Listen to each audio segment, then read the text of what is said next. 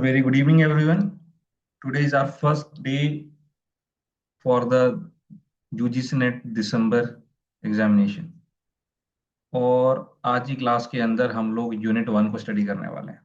देखिए, जब भी आप किसी भी यूनिट को स्टडी करने जा रहे हैं तो सबसे पहला काम क्या है, उसके सिलेबस को देखना। ओके।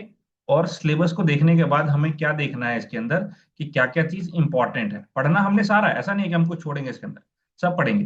बट हमें पता होना चाहिए इसमें से कि किसको हमने टॉप में रखना है इस यूनिट के अंदर, कि किसको हमने ज्यादा पढ़ना है, किस में से एग्जाम में क्वेश्चन आते हैं। तो ये चीज हमें पता होनी चाहिए। इसलिए सबसे पहला और इंपॉर्टेंट काम हो जाता है आपका यूनिट के अंदर जो टॉपिक्स हैं उसको डिस्कस करना। ओके, तो आज की क्लास के अंदर हम लोग यूनिट 1 के सिलेबस को देखेंगे और फिर उसके बाद पढ़ेंगे। तो मैं आपके बिल्कुल यूजीसी नेट के एग्जामिनेशन के हिसाब से बता रहा हूँ। ओके। अब हम जब भी पढ़ेंगे, ये यूनिट 1 है, इस यूनिट के अंदर इसको हम लोग चैप्टर 1 डालेंगे। ठीक है, ये चैप्टर 2 हो गया, चैप्टर 3, चैप्टर 4, चैप्टर 5, चैप्टर 6, इस तरीके से हम लोग इसको डिवाइड कर लेंगे। चैप्टर 7, चैप्टर 8 और उसके बाद एक चैप्टर और है आपका, चैप्टर 9 है। ये सेम पैटर्न हम लोग हर एक यूनिट के अंदर फॉलो करेंगे। ओके, ताकि जब भी मैं आपसे बात करूं तो आपको पता होना चाहिए कि हाँ, ये क्वेश्चन इस चैप्टर में से पूछा गया है, ये टॉपिक उस चैप्टर में से। तो हमने इस तरीके से इसको बना लिया। अब सबसे पहले हम लोग देखते हैं कि चैप्टर 1 में किस चीज की बात की गई है। चैप्टर 1 में बात की गई है आपकी फिजिकल एजुकेशन की, अडेप्टेड फिजिकल एजुकेशन की और इसकी ऑब्जेक्टिव की। सेकंड, इसी चैप्टर के अंदर सब पार्ट क्या है, मतलब एक न्यू टॉपिक क्या है, philosophies of education as applied to physical education. तो ये चैप्टर 1 में दो चीज है। दो नहीं, हम देखें अगर इसको डिवाइड करें तो तीन चीज है। और डिटेल में देखना चाहोगे टोटल चार चीज बनेगी। क्या चार चीज बनेगी? एक तो आपको फिजिकल एजुकेशन के बारे में पता होना चाहिए। फिजिकल एजुकेशन क्या है? अब फिजिकल एजुकेशन का मतलब सिर्फ ये यही नहीं कह रहा कि आप फिजिकल एजुकेशन की मीनिंग को सिर्फ पढ़ लो या डेफिनेशन को आप सिर्फ पढ़ लो, ये मतलब नहीं है इसका। इसका मतलब ये है कि फिजिकल एजुकेशन के अंदर सबसे पहली चीज आपने इसकी मीनिंग डेफिनेशन के साथ ये देखना है कि फिजिकल एजुकेशन वर्ड आया कैसे। आप लोग पढ़ते आए होंगे कि ग्रीस के अंदर फिजिकल एजुकेशन इस तरीके से डेवलप हुआ था। लेकिन लिटरली क्या 100 साल पहले या 200 साल पहले या 400 साल पहले ये फिजिकल एजुकेशन वर्ड यूज होता होगा क्या? Have you ever think about it? क्या ये फिजिकल एजुकेशन वर्ड 2000 साल पहले या 200 साल पहले, 400 साल पहले, 500 साल पहले, जिस टाइम पे एरिस्टोटल थे, सॉक्रेट्स थे, ये लोग जब थे, उस टाइम पे क्या ये वर्ड फिजिकल एजुकेशन यूज होता था? ये हटा दो। मैं आपसे 20 साल पहले की बात करता हूँ। 20 साल पहले भी क्या कोई फिजिकल एजुकेशन की बात करता था? पहले लोग यही मानते थे फिजिकल एजुकेशन को स्पोर्ट्स, और अभी भी आप देखोगे तो यही चीज आपको बहुत जगह देखने को मिलेगा, फिजिकल एजुकेशन मतलब स्पोर्ट्स। बात सही है? तो बात आती है फिजिकल एजुकेशन वर्ड आया कैसे, कैसे डिराइव हुआ, तो ये सारी चीज आपने देखनी है। फिर ये अडेप्टेड फिजिकल एजुकेशन क्या चीज है, और हमने इसके ऑब्जेक्टिव्स देखने, दोनों के, फिजिकल एजुकेशन के भी और इसके भी ऑब्जेक्टिव्स देखने। ओके। फिर फिजिकल एजुकेशन डेवलप कैसे हुआ, ये आपको नीचे देखने को मिल रहा है, यहाँ पे देखने को नहीं मिल रहा है, ये यहाँ पे देखने को मिल रहा है कि फिजिकल एजुकेशन डेवलप कैसे हुआ। ग्रीस में, रोम में, स्वीडन में, रशिया में, इंग्लैंड में, डेनमार्क में, जर्मनी में, यूएसए में, ऑस्ट्रेलिया में और चाइना में। फिजिकल एजुकेशन आपने यहाँ पे पढ़ा, लेकिन इसकी डेवलपमेंट की बात नीचे की जा रही है कि फिजिकल एजुकेशन डेवलप कैसे हुआ यहाँ पे। और फिर उसके बाद बोला गया कि इंडिया के अंदर कैसे फिजिकल एजुकेशन का ग्रोथ और डेवलपमेंट हुआ है। तो आप देखोगे भाई ये तीनों चीजें तो सिमिलर है। क्या ये तीनों चीजें सिमिलर है? अब एक मिनट रुको, जरा मैं इसको ना लार्ज कर लेता हूँ, तभी हटेगा। देखो यहाँ तक आप लोगों की ये जो तीन चैप्टर देख रहे हो, चैप्टर 1, चैप्टर 2 और चैप्टर 3, ये आपस में इंटरलिंक्ड है। क्या क्या चीज इंटरलिंक्ड है? अगर ये ऊपर वाली लाइन देखो आप, ये physical education, adapted physical education और उसके ऑब्जेक्टिव्स, ये वाली लाइन और ये वाली लाइन और ये वाली लाइन, ये तीनों लाइन आपस में इंटरलिंक्ड है। कि सबसे पहले आपको फिजिकल एजुकेशन पढ़ना पड़ेगा, फिर अडेप्टेड फिजिकल एजुकेशन, और फिर उसके बाद इसका डेवलपमेंट कैसे हुआ, Greece, Rome, Sweden, Russia, England, Denmark, Germany, और उसके बाद फिर आप इंडिया में पढ़ोगे कैसे इसका डेवलपमेंट हुआ। तो ये तीनों चीज इंटरलिंक्ड है आपस में। बट एक उड़ता तीर इन्होंने क्या डाल दिया, ये डाल दिया कि philosophies of education as applied to physical education. ये हमें कब पढ़ना चाहिए? फिलोसफीज ऑफ एजुकेशन हमें कब पढ़ना चाहिए? फिलोसफीज ऑफ एजुकेशन जब हम लोग पढ़ेंगे कि ग्रीस के अंदर कैसे डेवलपमेंट हुआ फिजिकल एजुकेशन का, रोम के अंदर कैसे डेवलपमेंट हुआ, उसके बाद आप अगर फिलोसफीज पढ़ते हो तब आपको चीजें समझ आएंगी। क्यों समझ आएंगी आपको फिलोसफीज ये पढ़ने के बाद? वो इसलिए समझ आएंगी क्योंकि जब आप ग्रीस का पीरियड पढ़ोगे या स्पार्टन्स का पीरियड पढ़ोगे, रोमन्स का पीरियड पढ़ोगे, उसके अंदर आपको कई सारे नाम देखने को मिलेंगे, जैसे कि एरिस्टोटल, सोक्रेट्स, प्लेटो। ये नाम कहाँ देखने को मिलेंगे आपको? यहाँ पे देखने को मिलेंगे इस पीरियड में, ठीक है, ग्रीस के पीरियड में आपको देखने को मिलेंगे। तो जब आपने ये नाम पढ़ा है, अब जब ये टॉपिक पढ़ने के बाद आप फिलोसफी पढ़ोगे तो ये सिमिलर लगेगा आपको। अच्छा, एरिस्टोटल कहाँ था? एरिस्टोटल यहाँ पे था, उसके बाद हम फिलोसफीज में आए। ठीक है, तो ये टॉपिक पढ़ने के बाद हम लोग फिलोसफीज के ऊपर आएंगे। तो ये तीन चैप्टर तो हमें समझ आ गए कि ये तीन चैप्टर आपस में इंटरलिंक कैसे हैं। आई होप ये सभी को क्लियर होगा। अब इन तीनों चैप्टर यस के सर। अंदर, यस, कोई कुछ कह रहा है? कोई डाउट किसी का? तो जो भी डाउट्स है मैं लेता हूँ आप लोगों के, डोंट वरी। ये, तो इन तीनों चैप्टर्स के अंदर, ये इतना मूव क्यों कर रहा है? ठीक है, इन तीनों चैप्टर के अंदर अब ये देखना है हमें कि हमारे एग्जाम पॉइंट ऑफ व्यू से क्या इंपॉर्टेंट है। तो इन तीनों चैप्टर्स के अंदर देखिए तो सबसे ज्यादा जो इंपॉर्टेंट है हमारे एग्जाम पॉइंट ऑफ व्यू से, वो है आपका philosophies of education as applied to physical education. This is the most important topic for your exam point of view. मैं अभी सिर्फ इन तीन चैप्टर्स की बात कर रहा हूँ, इन तीन चैप्टर्स की। ठीक है, इन तीन चैप्टर्स की। ये अगर आपके एग्जाम में क्वेश्चन आता है तो मान लो आप 90% चांसेस हैं आपके फिलोसफी से क्वेश्चन आने के। This is the most important topic, most important topic, पहला चीज। और दूसरा क्या इंपॉर्टेंट है? दूसरा है development of physical education in Greece. ये इंपॉर्टेंट है आपके लिए। सबसे टॉप प्रायोरिटी हमें इसके ऊपर देखनी है। फिर उसके बाद हम लोगों ने फिजिकल एजुकेशन का डेवलपमेंट कैसे हुआ, और मोस्टली जो आपके क्वेश्चन बनते हैं वो ग्रीस पीरियड से बनते हैं, ग्रीस से या जर्मनी से। इन दोनों से सबसे ज्यादा क्वेश्चंस बनते हैं। तो जब आप ये पढ़ने आओ तो मेक श्योर ग्रीस और जर्मनी को डिटेल में पढ़ो। यहां से आपको सबसे ज्यादा क्वेश्चन बनेंगे, इस चैप्टर में से क्वेश्चन बनेंगे, तो ये आप लोगों के लिए इंपॉर्टेंट हो जाता है। ओके। और फिर इंडिया के अंदर कैसे डेवलपमेंट हुआ तो उसके भी कुछ फिक्स्ड पैटर्न है एक बारी, तो उसी में से क्वेश्चन बनाता है वो। तो वो भी जब हम पढ़ेंगे तो उस टाइम पे मैं आपको बताऊंगा। हाँ, ग्रीस का इस बार भी क्वेश्चन आया था, इससे पहले भी आप देखोगे तो इसी में से क्वेश्चन आता है। ग्रीस में से आएगा क्वेश्चन, ग्रीस में से आएगा या जर्मनी में से आएगा। ओके। और बाकी इनमें से अगर डालेंगे तो इनका फिक्स्ड पैटर्न है कि रोम में कहाँ से क्वेश्चन डालेगा, ठीक है, स्वीडन में कहाँ से क्वेश्चन डालेगा, तो फिक्स्ड पैटर्न है। अगर किसी और टॉपिक से, डेनमार्क में से कहाँ डालेगा, ठीक है, फ्रेंच नेस्टिगल से डाल देगा, ठीक है, रोमन में भी फिक्स्ड पैटर्न है, स्वीडन में भी फिक्स्ड पैटर्न है, रशियन, इंग्लैंड और यूएसए से और चाइना का आपको इतना देखने को नहीं मिलेगा। तो ये चीज ध्यान रखना है आपको सबसे पहले कि कहाँ कहाँ से क्वेश्चन बनेगा, अपना माइंडसेट आपने पहले बना लेना है। ओके। और फिजिकल एजुकेशन इंडिया में कैसे डेवलप हुआ, तो आफ्टर इंडिपेंडेंस कहाँ से क्वेश्चन बनेगा, और प्री इंडिपेंडेंस कहाँ से क्वेश्चन बनेगा, तो वो भी मैं आप लोगों को बताऊंगा जब हम लोग इसको पढ़ेंगे। तो ये तीन चैप्टर्स बिल्कुल आपने अच्छे तरीके से पढ़ लेना है। तो हम इस तरीके से पढ़ेंगे कि भाई ये तीन चैप्टर हमें बिल्कुल अच्छे तरीके से क्लियर हो जाए और हमारा ज़्यादा टाइम वेस्ट भी ना हो, और चीजें हमें समझ भी आ जाए। तो ये तीन चैप्टर अभी मैंने आप लोगों को बताया। फिर उसके बाद अगर हम आगे आए, रिक्रिएशन, भाई इसके ऊपर बिल्कुल टाइम वेस्ट मत करना। क्लियरली बोल रहा हूँ, इसके ऊपर बिल्कुल टाइम वेस्ट मत करना, क्योंकि ये बेसिक अंडरस्टैंडिंग से भी आपके क्वेश्चन सॉल्व हो जाएंगे। ओके, इसके ऊपर हम लोग बिल्कुल टाइम वेस्ट नहीं करेंगे। वेलनेस के ऊपर टाइम वेस्ट नहीं करेंगे। हम बात टाइम वेस्ट करेंगे अपना टीचिंग एप्टीट्यूड के ऊपर। क्यों? क्योंकि ये इंपॉर्टेंट है हमारे लिए। ठीक है, ये हमारे लिए इंपॉर्टेंट है, यहाँ से क्वेश्चन आते हैं आपके, और ये आपको पेपर वन में भी हेल्प करेगा। दैट्स वाई इसके अंदर हम लोग अच्छा खासा टाइम वेस्ट करेंगे टीचिंग एप्टीट्यूड के अंदर। हर एक चीज हम लोग पढ़ेंगे इसमें। तो ये भी एक आपका इंपॉर्टेंट टॉपिक बन जाता है। अब देखो, इनका आपस में कोई लिंक नहीं है, यहाँ तक ये तीन चैप्टर आपस में लिंक थे। इसके बाद इसका कोई लिंक नहीं है कहीं से, इसका कोई लिंक नहीं है, टीचिंग एप्टीट्यूड का कोई लिंक नहीं है ऊपर। टीचिंग एप्टीट्यूड अपने आप में ही एक चैप्टर है। ओके। फिर उसके बाद इसके ऊपर भी आप लोग टाइम वेस्ट नहीं करना, ये पी वाई क्यू से ही हम लोग सॉल्व कर लेंगे। ये हम लोग पी वाई क्यू से सॉल्व कर लेंगे। अब एनिशिएंट और मॉडर्न ओलंपिक्स, अब ये यूनिट ऐसा है कि जिसमें आप कोई प्रिडिक्शन नहीं लगा सकते, क्योंकि ये बहुत वास्ट है। एनिशिएंट और मॉडर्न ओलंपिक्स में से क्या पूछ देगा आपसे एनटीए, ये आप नहीं सोच सकते। इसके लिए बेस्ट चीज क्या रहेगी? बेस्ट चीज ये है कि भाई जो आपका थ्योरी है इसके अंदर वो हम लोग पढ़ेंगे, और उसके बाद जो प्रीवियस ईयर क्वेश्चंस है वो हम लोग सॉल्व करेंगे। जो बेसिक थ्योरी है उसको हम लोग पढ़ेंगे, और उसके बाद जो पीवाईक्यूज हैं इसको सॉल्व करेंगे। इसके बेसिस पे हमारा ये वाला चैप्टर तैयार हो जाएगा।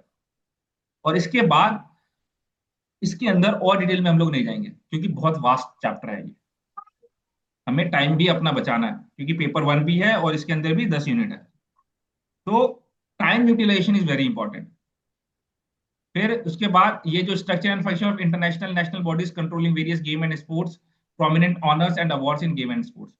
सिंपल सी बात बताता हूँ, अवार्ड्स वगैरह के क्वेश्चन पहले आते थे, अब नहीं आते। अब अवार्ड्स के क्वेश्चन आते भी हैं तो कैसे आते हैं? करंट अफेयर्स में से आते हैं। कैसे आएंगे? करंट अफेयर्स में से अवार्ड के क्वेश्चन आते हैं आपके। आपसे ये नहीं पूछ रहा कि द्रोणाचार्य अवार्ड कब दिया गया। आपसे क्या पूछा जाएगा कि भाई द्रोणाचार्य अवार्ड किसको दिया गया है इस सेशन के अंदर।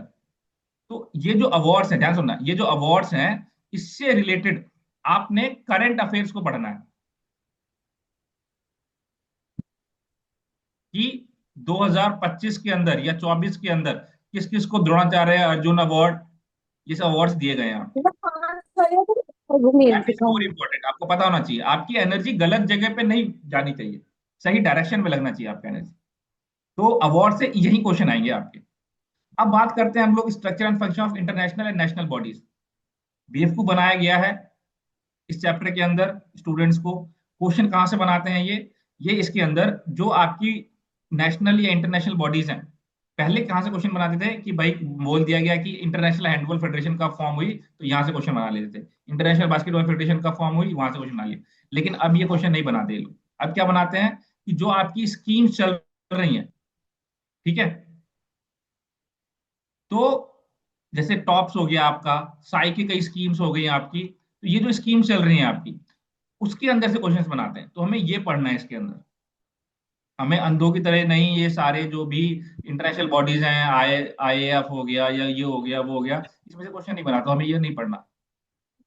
पीएचडी पीएचडी होता तो हम इसके ऊपर जाते हैं, यहाँ पे हम लोग इसके ऊपर टाइम वेस्ट नहीं करेंगे। ओके, तो ये था आपका यूनिट वन का syllabus.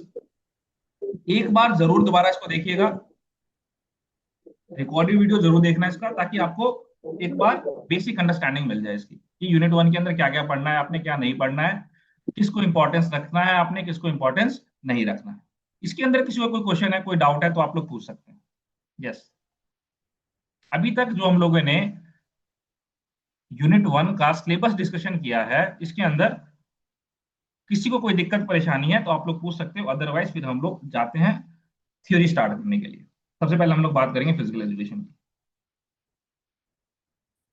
It is clear to everyone? अगर क्लियर है तो आप लोग मुझे चैट बॉक्स के अंदर वाई लिखेंगे, Y. If it is clear to everyone, type Y in the chat box.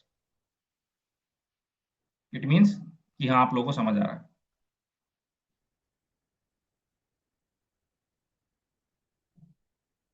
Good good good, शाबाश, बहुत बढ़िया।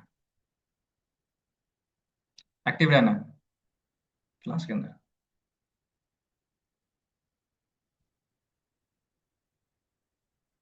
बहुत बढ़िया। चलिए अब आते हैं डायरेक्टली, हम लोग स्टार्ट करते हैं फिजिकल एजुकेशन की, कि फिजिकल एजुकेशन होता क्या। तो मैं आप लोगों से बीच बीच में सवाल पूछूंगा, तो उन सवालों के क्वेश्चन आप लोगों ने, उन सवालों के आंसर्स आप लोगों ने देने हैं। मेरा सेम सवाल आप लोगों के लिए वही है कि क्या ये जो वर्ड है फिजिकल एजुकेशन, ये अगर मैं बात करूं जर्मनी जर्मनी तो हटाओ, जर्मनी के टाइम पे वैसे नहीं था।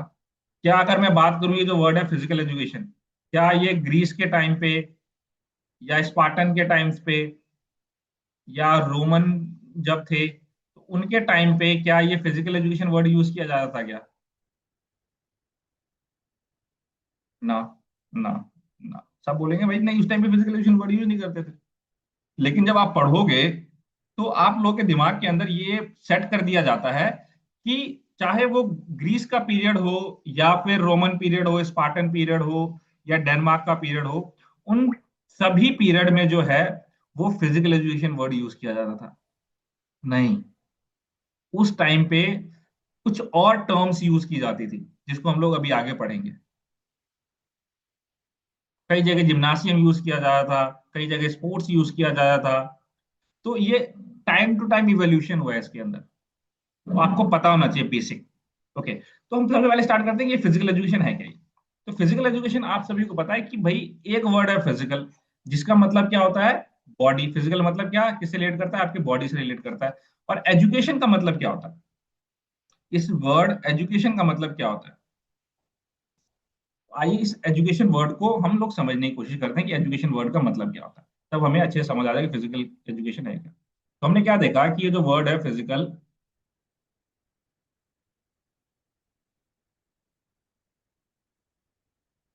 एक मिनट रुकिए जरा।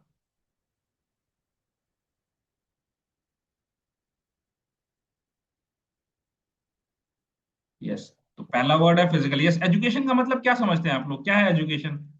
व्हाट इज एजुकेशन है?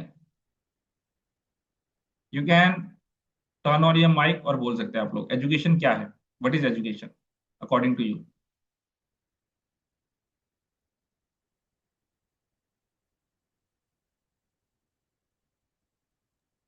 नॉलेज। ओके।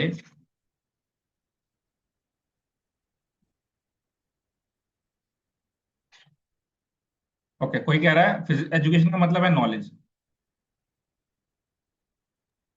ओके, और टीचिंग और बाकी ट्रेनिंग। लोग? व्हाट टीचिंग इज और education? Training. Sorry, modification of behaviour, very good.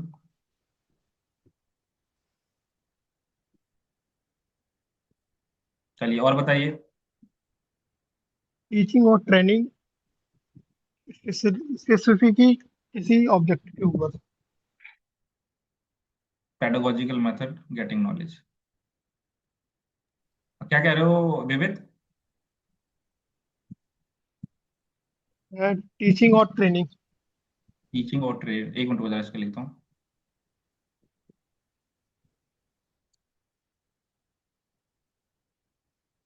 Teaching and training, और क्या बोला? यस विविध। स्पेसिफिक स्पेसिफिक ऑब्जेक्ट के किसी के बारे में सीखना हो हाँ, किसी उसकी specific proper. Objective. Okay, good. Process of receiving और गिविंग सिस्टमैटिक इंस्ट्रक्शन। आप लोग ही बोलिए।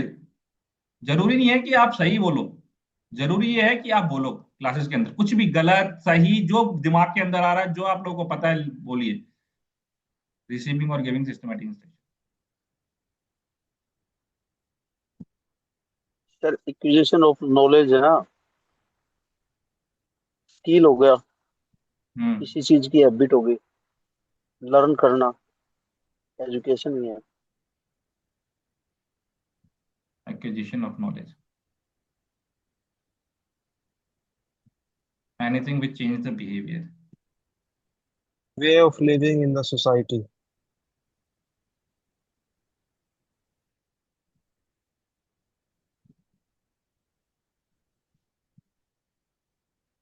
Way of living in society.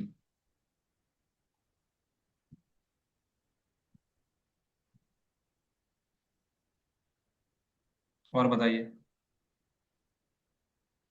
Nourishment के।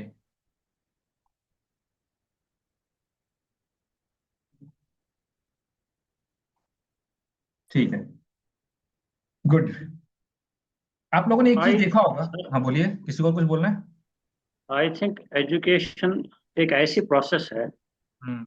जिस प्रोसेस से कहीं ना कहीं हम्म। आप कोई ना कोई पॉजिटिव या नेगेटिव चेंज पा रहे हो, किसी गुड। भी तरीके की, वेदर इट इज नॉलेज और नरिशमेंट। जो भी चीज आप कर रहे हो लाइफ में, हम्म। एजुकेशन का मकसद ये इसमें मॉडिफिकेशन लेके आता है। चेंज जब भी आएगी तो उससे एजुकेशन के कारण आता है। ठीक है, ओके, गुड। चलिए, तो आइए हम लोग बात करते हैं बेसिकली एजुकेशन है क्या। बट उस एजुकेशन वर्ड के ऊपर आने से पहले मैं कुछ और चीज आप लोगों को बताना चाहता हूँ। वो क्या चीज है? आप लोगों में से बहुत सारे लोगों ने पढ़ा होगा कि फिजिकल एजुकेशन का, ध्यान सुना ये बात को, हम दोबारा से एजुकेशन के ऊपर आएंगे। एक मैं आपको एक अलग जगह लेके चलता हूँ थोड़ी देर के लिए। फिजिकल एजुकेशन का मतलब क्या है? डेल्बर्ट ऑब्रेटफर के द्वारा। फिजिकल एजुकेशन का मतलब क्या है?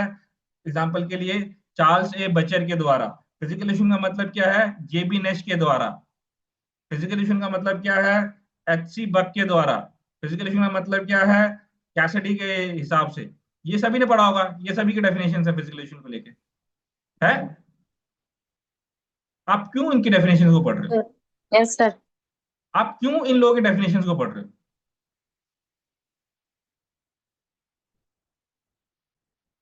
आप क्यों इन लोगों की डेफिनेशन को पढ़ रहे हो? मान लो डेल्बर्ट ऑपरेटर ने ये एक डेफिनेशन दी, चार्ल्स बुचर ने ये डेफिनेशन दी, तो जब ये डेफिनेशन दे रहे हैं ना, तो उस डेफिनेशन को सपोर्ट करने के लिए, ध्यान सुनिए बात को, उस डेफिनेशन को सपोर्ट करने के लिए इनके पास एविडेंसेस हैं, इनके पास फैक्ट्स हैं कि मैंने ये जो डेफिनेशन दी है वो करेक्ट है। क्यों करेक्ट है? क्योंकि मेरे पास इसके लिए एविडेंसेस हैं, फैक्ट्स हैं। तो फ्यूचर में आप लोगों ने जो डेफिनेशन दी है वो यूनिवर्सली एक्सेप्टेड हो सकती है। इसलिए मैं आप लोगों से क्वेश्चंस पूछता हूं। क्या मैं बोल रहा हूं आपको, क्या बताना चाहता हूं मैं, कि ये जो डेफिनेशन आप लोग बोल रहे हो कि एजुकेशन का मतलब ये है, एजुकेशन का मतलब ये है, एजुकेशन का मतलब ये है, एजुकेशन का मतलब ये है, एजुकेशन का मतलब ये है, सब ने अलग अलग तरीके से एजुकेशन को एक्सप्लेन किया है।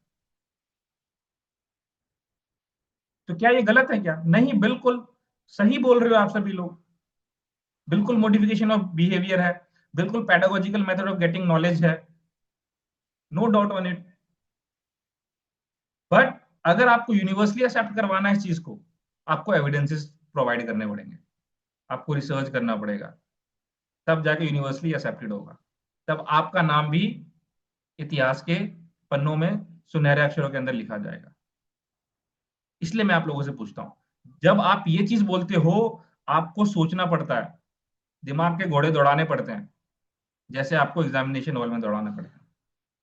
इसलिए आप लोगों से सवाल पूछता हूं मैं कोई भी टॉपिक स्टार्ट करने से पहले। ओके, तो बोलिए, मैटर नहीं करता गलत बोल रहे हैं सही बोल रहे हैं, बोलना मैटर है आप लोगों के लिए। तो ये चीज है। तो बिल्कुल motivation of behaviour, pedagogical method of getting knowledge है, process of recognition, giving systemic instruction है। तो ये सारी चीजें, बट एक जो बेसिक स्ट्रक्चर प्रोवाइड करता है एजुकेशन को, वो क्या चीज है?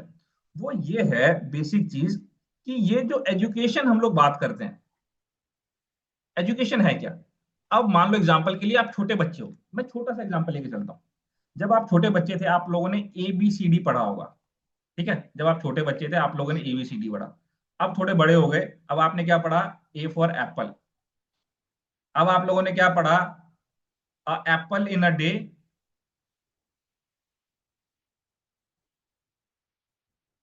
एप्पल इन अ डे क्या था? Keeps Keeps a doctor doctor away, away. Keeps doctor away. An apple आएगा सर। और आर्टिकल्स, मिस्टेक हो गई आर्टिकल्स की। An apple a day keeps doctor away. अब आप लोगों ने ये पढ़ा। अब यहां से क्या आपको हुआ? क्या देखो, ध्यान से, ध्यान समझना इस चीज को। नॉलेज मिली यहाँ पे, मतलब एजुकेशन मिला, एजुकेशन से आपको नॉलेज मिला क्या? कि भाई ABCD, इससे पता लगा कि हाँ भाई एप्पल है। अब इससे एप्पल क्या है?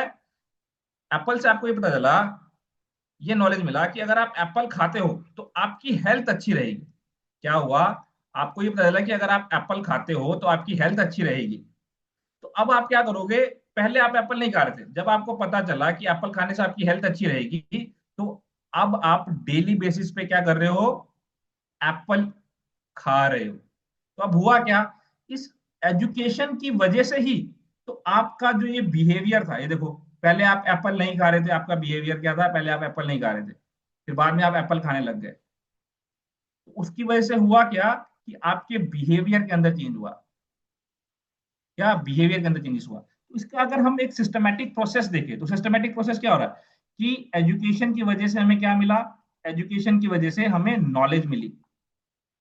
नॉलेज मिला कि भाई A फॉर एप्पल, ठीक है, एप्पल खाएंगे तो उसके अंदर न्यूट्रिशन है, जिसकी वजह से हमें कोई बीमारी नहीं हो सकती। तो जब हमें नॉलेज मिला, उसकी वजह से हमारे अंदर हुआ क्या? नॉलेज मिलने की वजह से हमारे बिहेवियर के अंदर चेंजेस आया। तो एजुकेशन का मतलब होता है कि जब भी आप कोई चीज पढ़ रहे हो, कुछ भी मैटर नहीं करता कि आप अच्छी चीज पढ़ रहे हो, गलत चीज भी पढ़ोगे आप, तो उसकी वजह से आपको नॉलेज मिलेगी, और उस नॉलेज की वजह से आपके बिहेवियर के अंदर चेंजेस आता है। So that is basically education. अब फिजिकल एजुकेशन क्या कहता है? फिजिकल एजुकेशन कहता है, फिजिकल क्या है भाई? रिलेट करता है बॉडी से। और एजुकेशन का मतलब क्या है कि ऐसी नॉलेज किस चीज से रिलेटेड, बॉडी से रिलेटेड, जिससे आपके बिहेवियर के अंदर चेंजेस आए, मतलब आपका हेल्दी बिहेवियर हो। That is a physical education. वो फिजिकल एजुकेशन कहलाता है आपका। क्या बोला मैंने? फिजिकल एजुकेशन क्या है? फिजिकल वर्ड रिलेट करता है बॉडी से, एजुकेशन रिलेट करता है आपका मॉडिफिकेशन या चेंजेस इन बिहेवियर। तो ऐसा बिहेवियर, ऐसा हेल्दी बिहेवियर जिसकी वजह से आपके बॉडी के इंप्रूवमेंट के लिए आपको हेल्प मिल रही है, that is a physical education. देखो थ्योरी क्या कह रही है इसकी। थ्योरी कह रही है, मीनिंग क्या है फिजिकल एजुकेशन का? Physical education combination of two separate words. First is physical, which means related to body. क्या क्या बॉडी रिलेट करेगा आपका? फिजिकल स्ट्रेंथ हो गया, फिजिकल एंड्योरेंस हो गया, physical fitness, physical appearance, physical health. और एजुकेशन का मतलब क्या है? एक सिस्टमैटिक इंस्ट्रक्शन और ट्रेनिंग जो आपकी लाइफ को प्रिपेयर करती है, that is physical education. Okay, तो ये था मतलब फिजिकल एजुकेशन का। अब हम बात करें कि भाई इस फिजिकल एजुकेशन के डेफिनेशंस को, तो बहुत सारे ऑथर्स ने डेफिनेशन दी है। कई बारी आपके एग्जाम्स में आ जाता है, कई बारी आपके एग्जाम्स में नहीं आता है। Once in a blue moon वाली बात है ये। तो सबसे पहले अगर हम बात करें डेल्बर्ट ऑपरेटर की डेफिनेशन की, इसके अंदर इसने बोला है कि physical education is the sum of those experience which come to the individual through movement. कि मूवमेंट के थ्रू जो है, इसके थ्रू, मूवमेंट के थ्रू जो है फिजिकल एजुकेशन को आप समझते हो। कि जो भी आप मान लो, आप ये छोटे बच्चे थे, समझिएगा क्या डेफिनेशन कह रहा है। जब आप छोटे बच्चे थे, अब आप धीरे धीरे करके बड़े हो गए। अब यहां से लेके यहां तक जो भी आपके एक्सपीरियंसेस हैं रिलेटेड टू योर बॉडी, ये बताया गया है डेल्बर्ट ऑपरेटर के द्वारा। ठीक है, चार्ल्स, अब इसके अंदर ना आपको याद रखने की टेक्निक लगानी पड़ेगी। मैंने यहाँ पे हाईलाइट किया। अब मैं इसको अगर याद करना चाहूँ तो मैं कैसे याद करूंगा? डेल्बर्ट ऑपरेटर है तो इसके अंदर मैंने क्या बना रखा है? ड और डोज। डोज, ठीक है। तो ड से डोज और ई है पहला डेल्बर्ट ऑपरेटर में, तो एक्सपीरियंस इज डोज एक्सपीरियंस। तो यहां से मैं इसको समझ लेता हूँ कि हाँ भाई ये जो डेफिनेशन है ये डेल्बर्ट ऑपरेटर की है। ओके, इस तरीके से आपको ट्रिक बनानी पड़ेगी अपने हिसाब से। जरूरी है मेरी ट्रिक आपको अच्छे से याद होगी, आपकी ट्रिक बनाओगे वो और अच्छे से याद होगा आपको। चार्ल्स बचर की डेफिनेशन क्या है? Integral part of total education process. J F Williams की क्या है? Sum of men's physical activities. J B Nash की क्या है? Big muscle activities. तो ये कीवर्ड्स पकड़ना है आपने, जरूरी है पूरी पूरी लाइन आपने रखनी है, बस ये कीवर्ड्स को याद रखना आप लोग। कीवर्ड्स बहुत हेल्प करेगा आपको। जेबी नैश की बिग मसल एक्टिविटीज, ठीक है। जे बी, बी से बिग, और मसल एक्टिविटीज है तो बड़ी मसल है आपकी, तो वो नाशी करेगा, तो जेबीनेस। इस तरीके से आप लोग थोड़ा बहुत ट्रिक बना के याद करने की कोशिश करना। एचसी बग का क्या है? Development and education through medium of big muscle activities. ये मीडियम है इसका। ओके, कैसिडी का मोटर एक्टिविटी। जेपी थॉमस का total personality of the child. और थॉमस वुड का आप ये डेफिनेशन में अपना कोई कीवर्ड निकाल के लगा सकते हो। तो ये डेफिनेशंस हैं आपकी। इसके अंदर ऐसा कुछ नहीं है कि जिसको डिटेल में एक्सप्लेन करें हम लोग, तो इसलिए बस इसको ध्यान रखना। ठीक? यही चीज आप बताइए एजुकेशन का, कि भाई एजुकेशन के थ्रू आप स्पिरिचुअली अपलिफ्टेड हो सकते हो, फिजिकली फिट हो सकते हो, मेंटली अलर्ट हो सकते हो, इमोशनली बैलेंस हो सकते हो, मोरली ट्रू हो सकते हो, सोशली वेल एडजस्टेड हो सकते हो। किसके थ्रू? Using a human body as a means. तो ये बताया गया है आपका फिजिकल एजुकेशन के अंदर। अब डायरेक्टली हम लोग आते हैं कि ये जो फिजिकल एजुकेशन वर्ड है, मैंने आपको स्टार्टिंग बताया था जब क्लास स्टार्ट करी, कि ये फिजिकल एजुकेशन वर्ड बाद में आया। बहुत कब आया? 1920 के बाद आया। इससे पहले क्या यूज किया जाता था? फिजिकल ट्रेनिंग यूज किया जाता था। आप लोगों ने देखा होगा, पीटीआई बोलते हैं, पीटीआई फिजिकल ट्रेनिंग इंस्ट्रक्टर। इस टाइम का इन्वेंशन है, 1900 के आसपास का इन्वेंशन है। इसलिए इस पीरियड के जो लोग हैं वो आपसे ये बोलेंगे, अच्छा पीटीआई हो गया आप। पुराने टीचर से बात करोगे तो ये पूछेगा आपसे पीटीआई क्या। करंट ट्रेंड में क्या चल रहा है? पीईटी। उससे पहले क्या? फिजिकल कल्चर बोला जाता था। उससे पहले हाइजीन ट्रेनिंग, और सबसे पहले जिम्नास्टिक्स बोला जाता था। अब इसलिए आपसे जब पूछोगे तो आपसे जर्मनी के अंदर आपसे पूछा जाएगा कि जिम्नास्टिक्स का डेवलपमेंट कैसे हुआ, ठीक है, जिम्नासियम बोला जाता था उस टाइम पे, तो 1800 के आसपास जिम्नास्टिक बोला जाता था। फिर हाइजीन ट्रेनिंग 1820 में, 1840 में फिजिकल कल्चर, 1900 में फिजिकल ट्रेनिंग, और 1920 के अंदर जो है आपका फिजिकल एजुकेशन बोला जाता है। अब एक वर्ड है मूवमेंट एजुकेशन, एक वर्ड है मूवमेंट एजुकेशन, कि फिजिकल एजुकेशन को मूवमेंट एजुकेशन ही बोला जाता है। इस मूवमेंट एजुकेशन का मतलब क्या है? What is the meaning of movement education? ये आपके एग्जाम में क्वेश्चन भी आया हुआ है और ये अच्छा कॉन्सेप्ट भी है। मूवमेंट एजुकेशन का मतलब क्या है कि भाई फिजिकल एजुकेशन को मूवमेंट एजुकेशन क्यों बोला गया है? यस, बताइए। शारीरिक शारीरिक गतिविधि ना सर, ह्यूमन के लिए। दोबारा बोलना एक बारी। शारीरिक गतिविधि है ना सर, जो बॉडी मूवमेंट के रिलेटेड जो भी हम इसमें पढ़ते हैं, इसलिए इसको मूवमेंट एजुकेशन पढ़ा बोला गया है। ओके, ठीक है, वेरी गुड, गुड, अच्छा अच्छा ट्राई किया आपने सर एक्सप्लेन करने मूवमेंट मूवमेंट के थ्रू जो जो हमें एक्सपीरियंसेस होते हैं उससे हमें क्या नॉलेज मिलती है, that's why that's called movement education. का। ओके, मूवमेंट के थ्रू। हम एक्चुअली फिजिकल एजुकेशन में पढ़ते ही मूवमेंट है, मूवमेंट के जरिए ही हमें नॉलेज, यही तो नॉलेज है इसमें, मैं यस, पढ़ते ही मूवमेंट मूवमेंट के है। थ्रू जो हमें नॉलेज मिलती है ठीक है, मूवमेंट के थ्रू जो हमें नॉलेज उसको मिल रही है, इसलिए इसको मूवमेंट एजुकेशन बोला गया। ओके, ठीक है, चलिए और बताइए।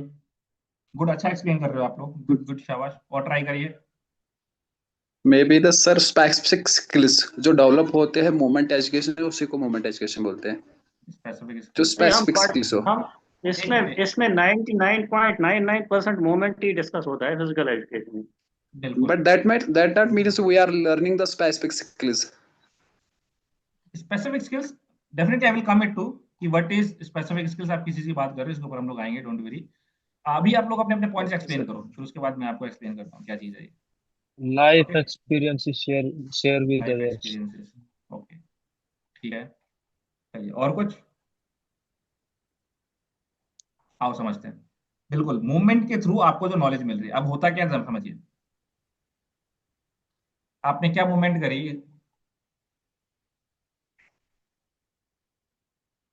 एग्जाम्पल के लिए हम एक 7 डेज का पीरियड लेते हैं, कितने दिन का? 7 डेज का पीरियड लेते हैं। ओके, अब इसके अंदर 7 डेज में आपने क्या किया? फर्स्ट डे जब आप गए तो फर्स्ट डे आपने 500 मीटर वॉक किया। कितने मिनट में? 500 मीटर वॉक किया आपने 2 मिनट के अंदर, ठीक है। फिर उसके बाद सेम आपने 500 मीटर वॉक किया कितने मिनट के अंदर? वॉकिंग की स्पीड आप लोग कंट्रोल कर रहे हो 1 मिनट 45 सेकेंड्स में। सेम फिर आपने थर्ड डे 500 मीटर वॉक किया 1 मिनट 40 सेकेंड्स में। ये एग्जाम्पल दे रहा हूँ मैं।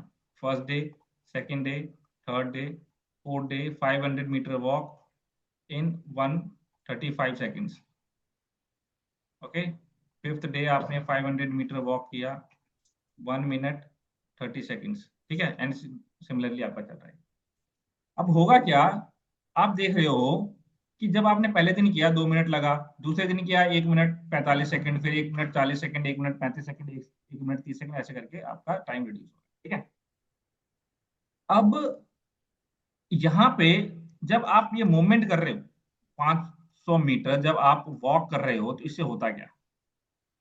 इससे होता ये है कि जो आपका ब्रेन है, जब आप 500 मीटर रन कर वॉक कर रहे हो, तो आपके ब्रेन के पास डेली बेसिस पे या जब आप एक्टिविटी परफॉर्म कर रहे हो तो सिग्नल जाता रहता है कि भाई 500 मीटर आज इसने रनिंग किया है, या 500 मीटर आज इसने वॉक किया है इतने सेकंड्स के अंदर।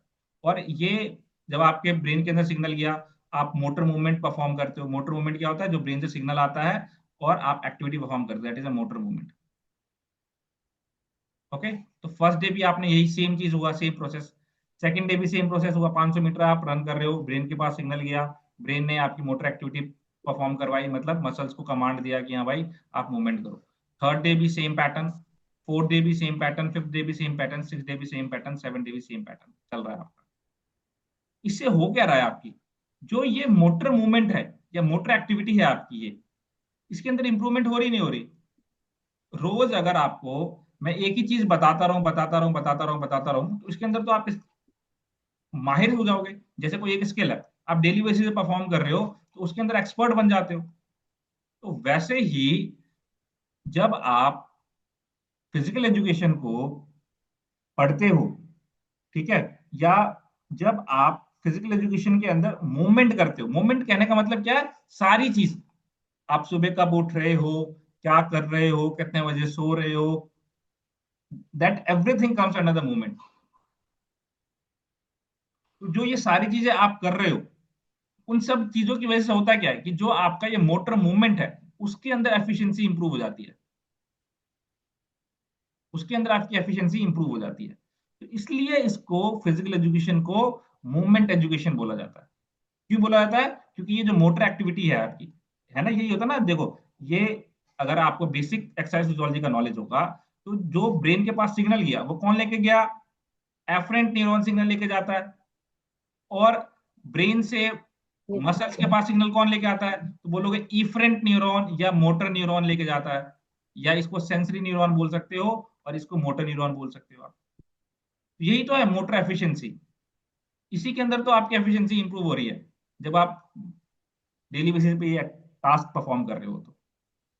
तो दैट्स व्हाई वी से physical education is movement education. Why? Because we develop the efficiency of motor neuron, we develop the efficiency of motor activity, we develop the efficiency of motor movement.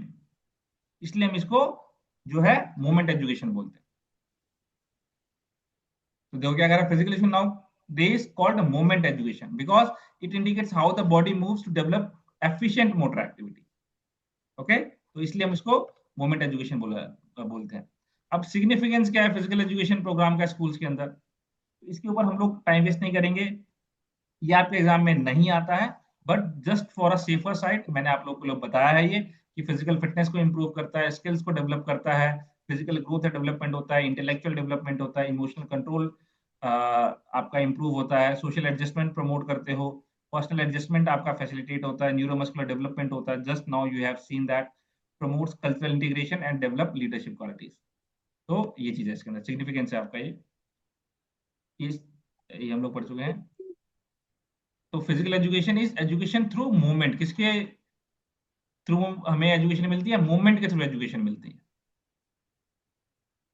ये definitions वगैरह M and objectives है आपके लिए। Important क्या है? ये important आप लोगों के लिए ऑब्जेक्टिव्स इंपॉर्टेंट है। क्यों? क्योंकि आपके एग्जाम, आपके सिलेबस के अंदर ऑब्जेक्टिव्स दिया हुआ है, एम नहीं है आपके सिलेबस में, ठीक है, ऑब्जेक्टिव्स है आपके सिलेबस में। ऑब्जेक्टिव्स कैसे? कि भाई फिजिकल एजुकेशन आपने पढ़ लिया कि फिजिकल एजुकेशन का मतलब ये है बॉडीली कैरेक्टरिस्टिक्स, फिजिकल स्ट्रेंथ, ये सारी चीजें। एजुकेशन का मतलब है चेंजेस इन बिहेवियर।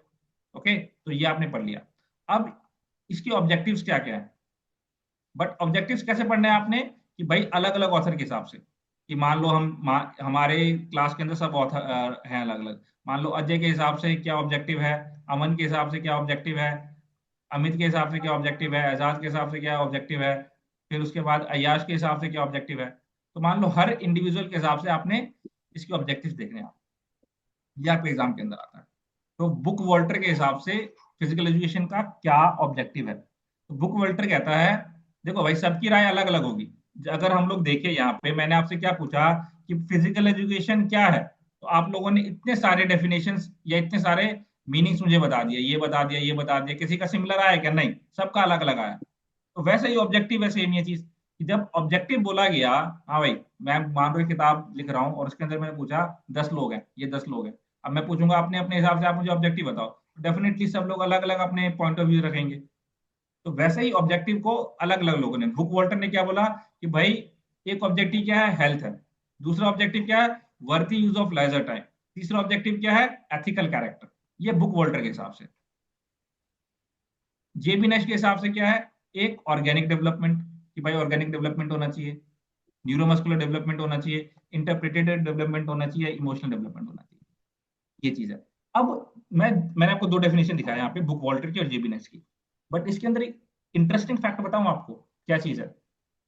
एनटीए आपसे कभी नहीं पूछेगा कि मुझे बुक वॉल्टर के हिसाब से जो है फिजिकल एजुकेशन की डेफिनेशन बता दो। एनटीए क्या पूछेगा आपसे एनटीए आपसे ये पूछेगा कि विच ऑफ द फॉलोइंग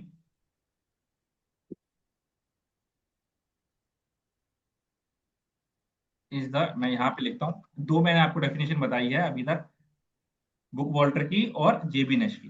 ठीक है, अब मैं यहाँ पे आपको क्वेश्चन दिखाता हूँ, क्वेश्चन के हिसाब से एनटीए बनाएगा, ताकि आपको पता रहे पढ़ना किस तरीके से आपने।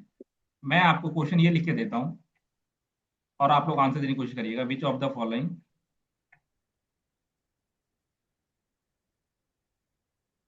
Is objective of physical education.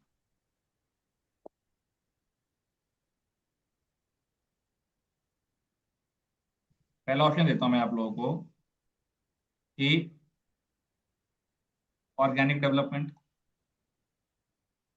दूसरा ऑप्शन देता हूं मैं आपको न्यूरोमस्कुलर डेवलपमेंट। तीसरा ऑप्शन देता हूं मैं आप लोगों को सोशल डेवलपमेंट। चौथा ऑप्शन देता हूं मैं आप लोगों को एथिकल कैरेक्टर।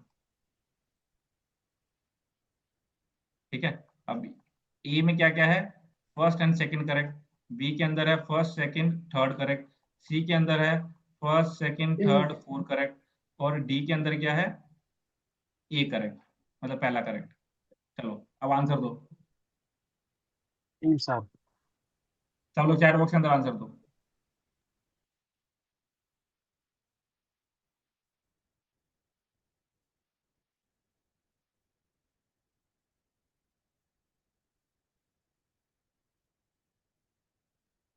सब लोग आंसर दो इसका।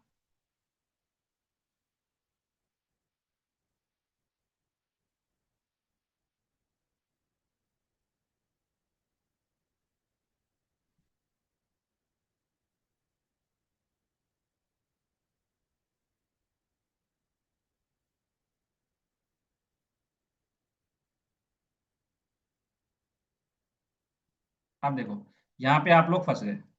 कैसे फंस गए, इसको समझिए।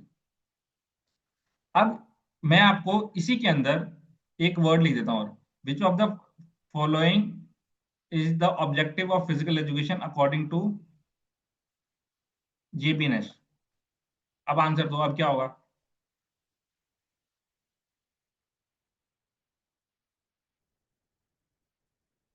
अब आंसर दो। ए।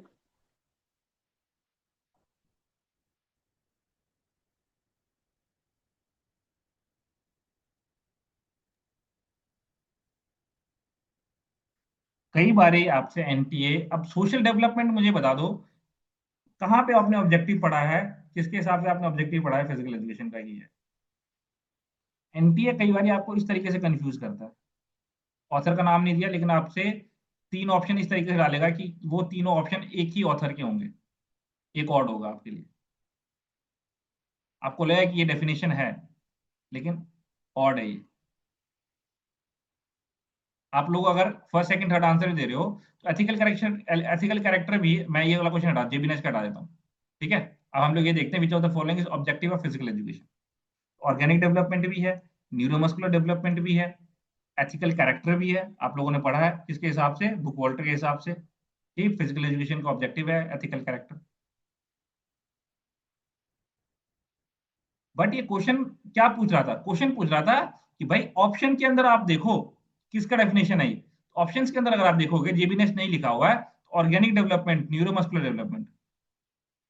मैं आपको क्या समझाना चाहता हूं, मैं आपको ये समझाना चाहता हूं यहाँ पे कि ये जो डेफिनेशंस आप पढ़ रहे हो ना, सॉरी, ये जो ऑब्जेक्टिव्स आप पढ़ रहे हो, तो ऑब्जेक्टिव ये पढ़ रहे हो तो ये मान के चलो आपने इन तीनों ऑप्शंस को देख के ही बता देना है कि अच्छा ये तीन ऑप्शन बुक वॉल्टर के हिसाब से है, ये चार ऑप्शन जो है ये जेबी नेश के हिसाब से है, ये तीन ऑप्शन जो ये जेबी नेश के हैं, ये दो ऑप्शन बुक वॉल्टर के हैं, ये ये दो ऑप्शन एच क्लार्क के हैं। तो आपको इन ऑप्शन से भी पता लगना चाहिए, क्योंकि एनटीए इतना इजी बना के आपको नहीं दे देगा, आपके थाली के अंदर परोस के नहीं देगा एनटीए। आपको एनटीए देगा, अब उसको क्या क्या सजाना है अपने थाली के अंदर ये आपने खुद करना। तो उसको सजाने के लिए आपको पता होना चाहिए क्या क्या चीज है इसके अंदर जिससे मेरी थाली सजेगी। क्लियर है, तो इस हिसाब से भी आपने स्टडी करनी है। आपको पता होना चाहिए आपका माइंडसेट किस किस एंगल से क्वेश्चन को समझ सकता है। तो एग्जामिनर के पॉइंट ऑफ व्यू से समझने की कोशिश करिएगा। चलिए आइए आगे। फिर उसके बाद क्लार्क के हिसाब से क्या है, फिजिकल फिटनेस, सोशल एफिशिएंसी और कल्चर। चार्ल्स ए बुचर के द्वारा physical development, motor and movement development, cognitive and mental development, social development और इफेक्टिव डेवलपमेंट। देखो चार्ल्स ए बुचर में सोशल डेवलपमेंट आया।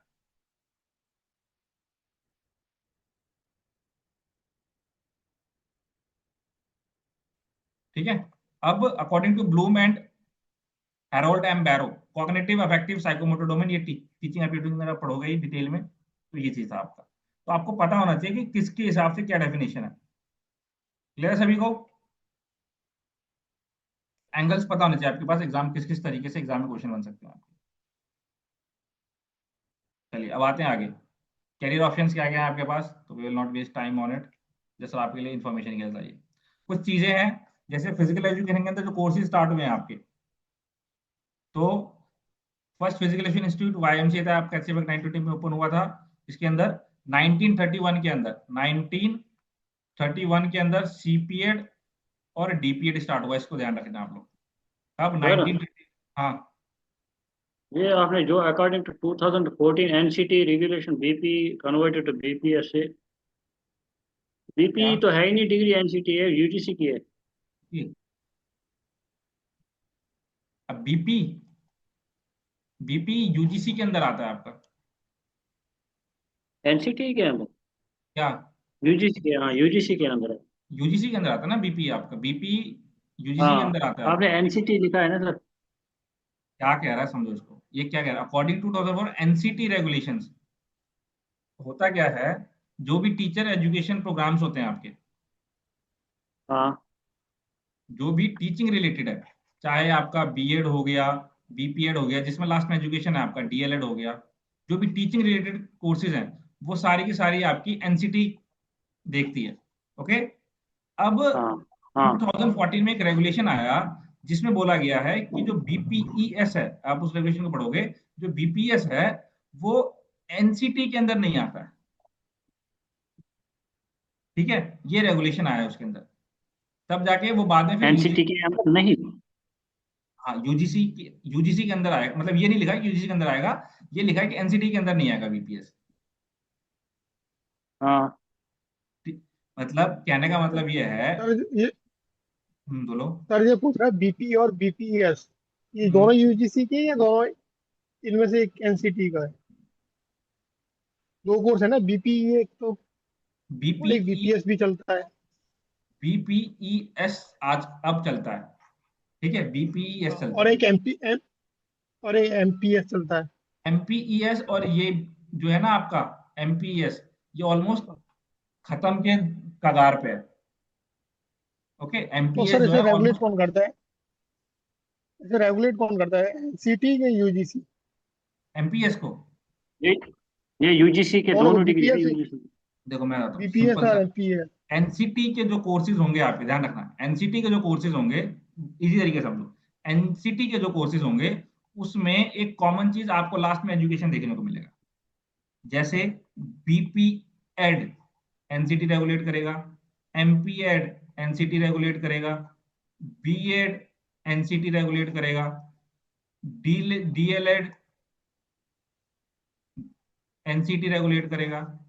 ठीक है, फिर उसके बाद और कौन कौन से आपके, सीपीएड जब था तो एनसीटी एक रेगुलेट टैप, करा, डीपीएड, आई टैप आ गया नया कोर्स। ठीक है, तो ये एनसीटी रेगुलेट करेगा। अब ये जो कोर्सेज आपके एमपीईएस, ठीक है, तो ये कोर्स कौन रेगुलेट करता है, यूजीसी रेगुलेट करता है। इससे इसलिए रिक्रूटमेंट में फर्क पड़ता है? बिल्कुल फर्क पड़ता है रिक्रूट में।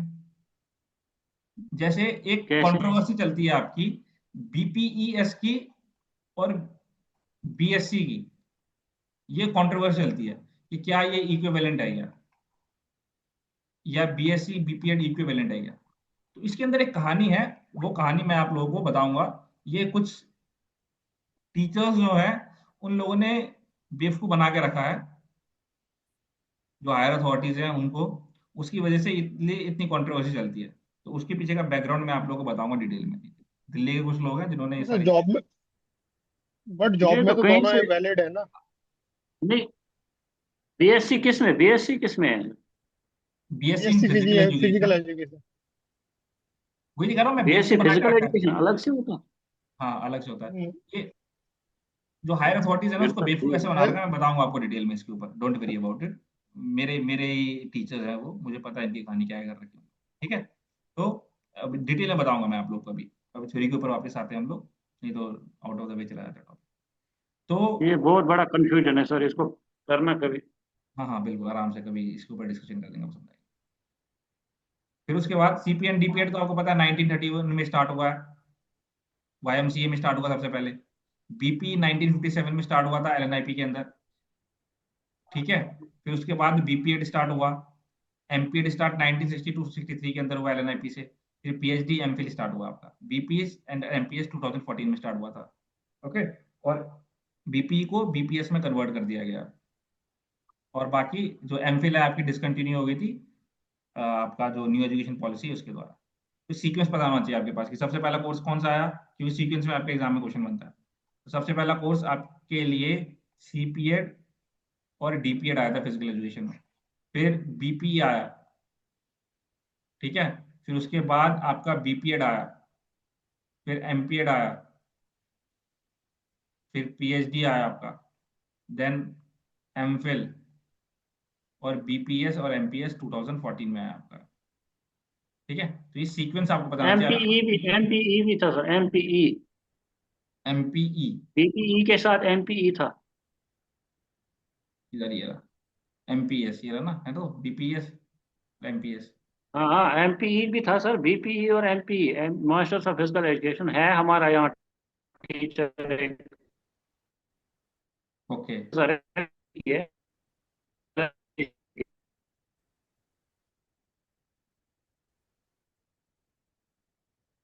हाँ तो BP MP MP MPS. MP है ना, वो कन्वर्ट हो गया ना एमपीएस में। जैसे बीपीएस कन्वर्ट हुआ है आप बीपी कन्वर्ट हुआ बीपीएस में, वैसे ही आपका एमपी जो है वो हाँ कन्वर्ट हो चुका है एमपीएस में। वो अलग चीज है, कॉलेज ने हाँ अपडेट नहीं किया। हाँ हाँ, वही ना। ठीक है, वो कॉलेज ने अपडेट नहीं किया होगा उसको, इसलिए आपका जो अभी स्टिल कर रहा होगा वो।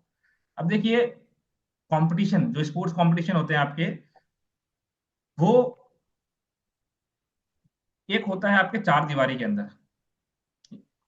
ये कॉलेज है आपका, कॉलेज के अंदर ही कंपटीशन जो हो रहा है आपका, that is called intramural competition. तो क्या बोला जाता है, इंट्रामुरल कंपटीशन बोला जाता है, कि आपके कॉलेज के बाउंड्री के अंदर ही हुआ, दैट इज इंट्रामुरल कंपटीशन। अब मान लो ये दूसरा कॉलेज है, ये कॉलेज ए है, ये कॉलेज बी है, ये कॉलेज सी है। तो अब इन कॉलेज के, ये ए कॉलेज का बी कॉलेज के साथ मैच हुआ, बी कॉलेज का सी कॉलेज के साथ मैच हुआ। तो जब बाउंड्री से बाहर निकल के आप मैच खेलने जा रहे हो, कॉलेज से निकल के जब आप मैच खेलने जा रहे हो, दैट कॉल्स एक्स्ट्रा मुरल कॉम्पिटिशन। तो क्या बोलते हैं, एक्स्ट्रा मुरल। अब इसके अंदर कीवर्ड क्या है, आपको एनटी बड़ा कंफ्यूज कर सकता है इसमें। इसके अंदर आपने कीवर्ड क्या हमेशा ध्यान रखना है, विद इन वॉल। ये कीवर्ड है आपका इंट्रामुरल में। एंगल कहीं से भी बने इस क्वेश्चन के लिए, हमेशा माइंड के अंदर आप क्या ध्यान रखोगे कि विद इन वॉल आपने ध्यान रखना है, कि चार दीवारी के अंदर अगर कंपटीशन हो रहा है, that is called intramural competition. NTA confuse करना चाहेगा आपको, इधर उधर की बातें घुमाने की कोशिश करेगा वो, आप दिमाग में बस ये कीवर्ड ध्यान रख के क्वेश्चन सॉल्व करोगे तो हो जाएगा। ओके, एक्स्ट्रामुरल में कि आप बाउंड्री से बाहर निकल जा रहे हो, अपने कॉलेज से बाहर निकल के जा रहे हो, अपने स्कूल से बाहर निकल के जा रहे हो, दैट इज कॉल्ड एक्स्ट्रामुरल कंपटीशन। अब इनके कुछ ऑब्जेक्टिव्स भी हैं, इंट्रामुरल के और एक्स्ट्रामुरल के कुछ ऑब्जेक्टिव्स भी हैं। क्या क्या ऑब्जेक्टिव्स हैं आपके इंट्रामुरल कंपटीशन के और एक्स्ट्रामुरल कंपटीशन के? तो सबसे पहले हम लोग बात करते हैं इंट्रामुरल कंपटीशन क्या क्या ऑब्जेक्टिव हो सकते हैं।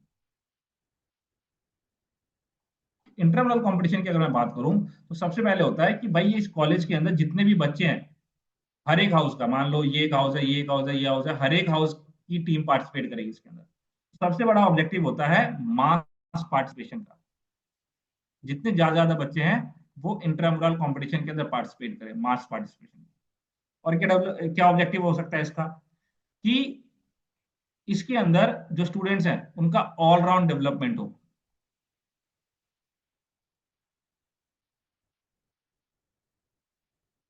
और क्या ऑब्जेक्टिव हो सकता है कि भाई फिटनेस के लिए खेल रहे हैं बस, इसके लिए फिटनेस के लिए इंट्रामुरल कंपटीशन में पार्टिसिपेट कर रहे हैं।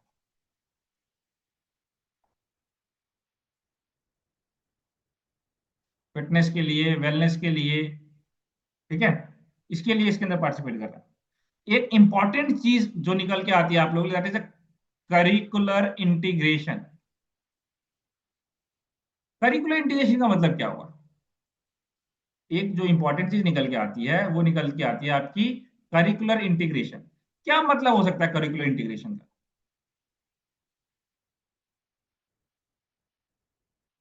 जैसे चैट बॉक्स में लिखने की कोशिश करो। और किसके लिए? Fair play, respect, friendship, talent identification. तो ये सब आपके जो है वो ऑब्जेक्टिव्स हैं इंटरनल कंपटीशन के।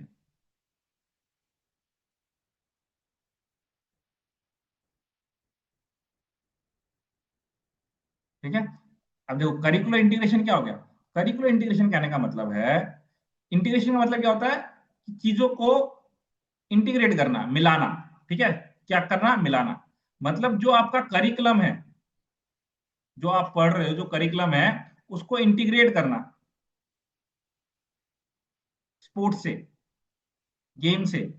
मान लो कोई स्पोर्ट्स मैनेजमेंट पढ़ रहा है या मैनेजमेंट पढ़ रहा है, उसको टास्क दे दिया कि इसके अंदर आपने एंट्रीज कैसे बनानी है, कैसे कंडक्ट करना है, ये आपका काम है, इंटीग्रेशन।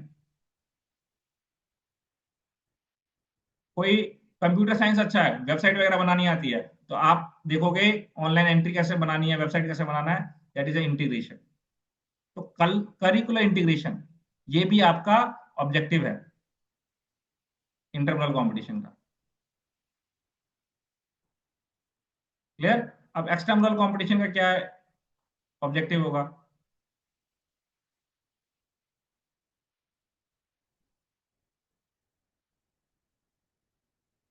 चलिए, क्या कर सकता है एक्सटर्नल का? यस, बताइए।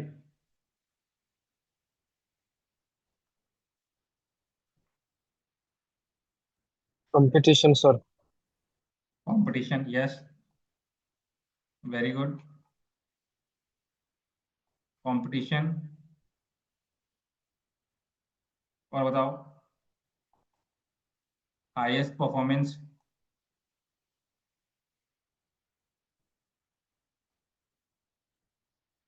करियर,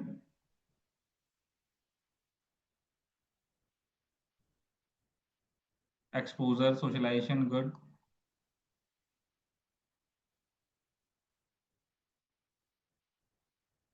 हाँ, प्लेटफॉर्म को करियर ही आ गया आपका। ठीक है, इकोनॉमिक डेवलपमेंट,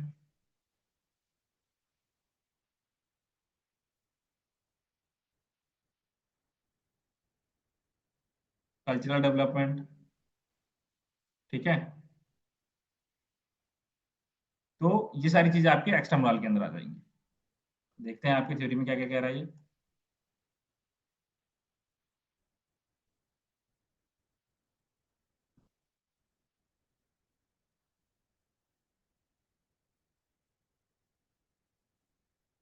देखो क्या है, mass participation, all round development, fair play, respect, friendship, a point to compete in a controlled environment, fitness and wellness and health management, curriculum integration, first stage of leadership, control, emotions, corporation. ये सब आपका intramural का है। Significance है ये, selection for extramural, group cohesion. Group cohesion का मतलब group को फॉर्म करना। Okay, professional experience, health, recreation और मास पार्टिसिपेशन, ये आपके सिग्निफिकेंस है। एक्स्ट्रामुरल का क्या ऑब्जेक्टिव है? Highest performance at highest level, integration with other institution, career in sports, social, culture और economic development through sports. Significance क्या है? Progression in performance, psychological factors, level of fitness और सोशलाइजेशन। तो ये आपका इंटीग्रेशन है। तो ये था अभी तक फिजिकल एजुकेशन के बारे में। ठीक है, फिजिकल एजुकेशन के बारे में हम लोगों ने देखा अभी तक, हल्का फुल्का। कल हम लोग अडेप्टेड फिजिकल एजुकेशन पढ़ेंगे। ये जो आपके सिलेबस के अंदर आगे है अडेप्टेड फिजिकल एजुकेशन, ये हम लोग कल की क्लास के अंदर पढ़ेंगे। Yes, if you have any doubt, any question, you can ask me now.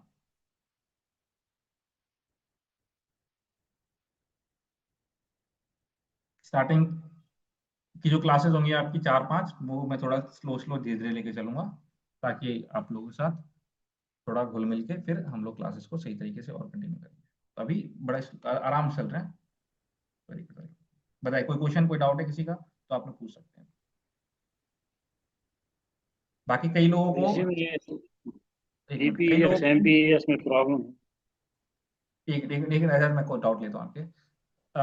कई लोगों को ऐप के अंदर एक्सेस मिल गया होगा और धीरे धीरे करके बाकी लोगों को भी मिल जाएगा। डोंट वरी अबाउट इट, आप सभी की डिटेल्स आ गई हैं, धीरे धीरे करके आप सभी को बैच का एक्सेस मिल जाएगा। आप आज की जो वीडियो है वो संकल्प बैच में जाएंगे, संकल्प बैच में यूनिट 1 या फिर हिस्ट्री एंड प्रिंसिपल्स लिखा होगा, वीडियो लेक्चर्स में आपको वीडियो मिल जाएगा। बाकी किसी को दिक्कत परेशानी हो आप मुझे व्हाट्सएप कर सकते हैं। ओके।